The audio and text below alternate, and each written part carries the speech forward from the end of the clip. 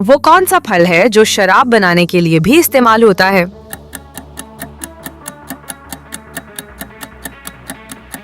सही जवाब अंगूर। अगला सवाल, वो कौन सा फल है जो ज्यादातर खुश्क करके खाया जाता है?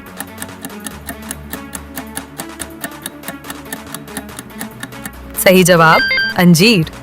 अगला सवाल, वो कौन सा फल है जिसके बीज बाहर की सतह पर लगे होते हैं?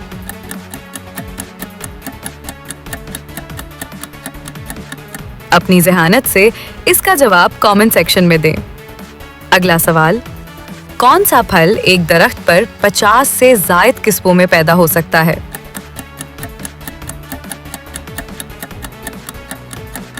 सही जवाब आलूचा। अगला सवाल, वो कौन सा फल है जो कटते ही चंद सेकंड में काला होने लगता है?